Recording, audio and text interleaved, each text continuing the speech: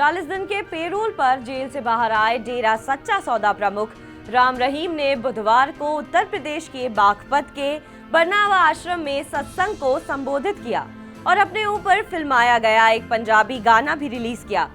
इसी के साथ गुरमीत राम रहीम ने अपनी गोद ली हुई तथा कथित बेटी और अपनी मुख्य शिष्या यानी हनीप्रीत को एक नया नाम दे दिया। राम रहीम ने बताया कि हनीप्रीत इंसा अब रूहानी दीदी के नाम से जानी जाएंगी। बता दें कि राम रहीम को डेरा के आश्रम की 2 महिलाओं के साथ बलात्कार के जुर्म में साल 2017 में 20 साल की सजा हुई। 2019 में पत्रकार रामचंद्र छत्रपति की हत्या और पिछले साल डेरा के मैनेजर रणजीत सिंह की हत्या के लिए भी राम रहीम को दोषी ठहराया गया। राम रहीम के जेल जाने के बाद से डेरे की गद्दी को लेकर सवाल उठ रहे थे। हालांकि गुरुवार को इससे जुड़े सवाल पर डेरा प्रमुख ने साफ कह दिया कि हम थे, हम हैं और हम ही रहेंगे।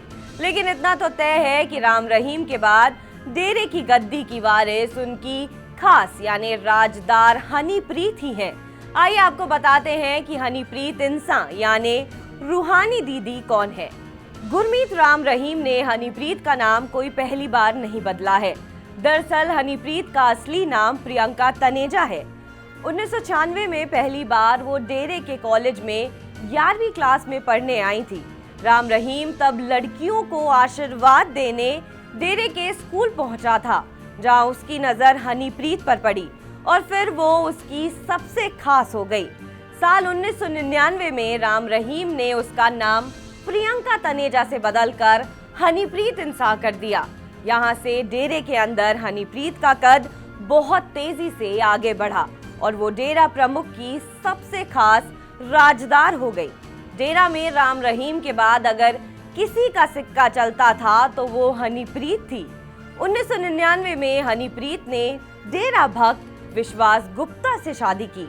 हालांकि कुछ ही समय बाद विश्वास गुप्ता ने राम रहीम और हनीप्रीत के बीच अवैध संबंध होने का इल्जाम लगाया और उनके बाप बेटी के रिश्ते को दिखावा बताया। साल 2011 में हनीप्रीत और विश्वास गुप्ता का तलाक हो गया। हनीप्रीत राम रहीम की मुंह बोली बेटी कही जाती हैं। डेरा प्रमुख के खुद के 3 बच्चे होने के बावजूद हनीप्रीत सबसे करीबी है। जहां राम रहीम के तीनों बेटे डेरा के अंदर बने 3 अलग अलग बंगलों में रहते थे, वहीं हनीप्रीत राम रहीम के बंगले यानी तेरावास में रहा करती थी। कहा जाता है कि गुरमीत राम रहीम और उसके बेटे जसप्रीत के बीच सुलह भी हनीप्रीत ने ही कराई थी। दोनों के रिश्तों पर हमेशा उंगली उठती रही। रिकॉर्ड्स की माने तो छानबीन के दौरान ऐसे कोई कागजात नहीं मिले जिससे ये साबित हो सके कि राम रहीम ने हनीप्रीत को गोद लिया है।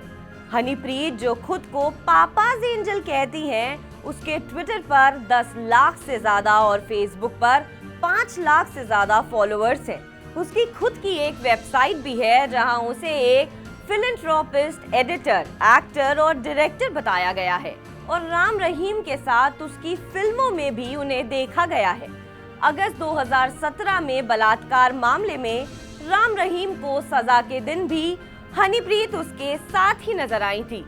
मीडिया रिपोर्ट्स के मुताबिक राम रहीम को सजा के वक्त दंगा भड़काने में भी हनीप्रीत का ही हाथ था।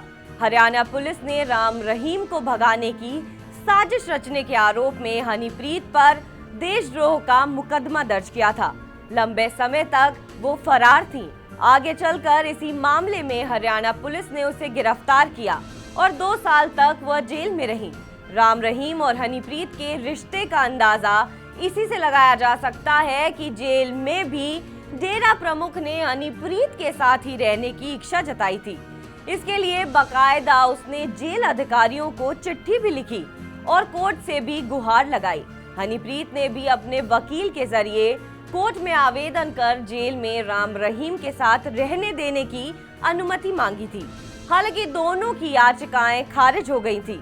राम रहीम लंबी सजा काट रहा है, ऐसे में उसे डेरे की अरबों की संपत्ति के बिखरने का डर था।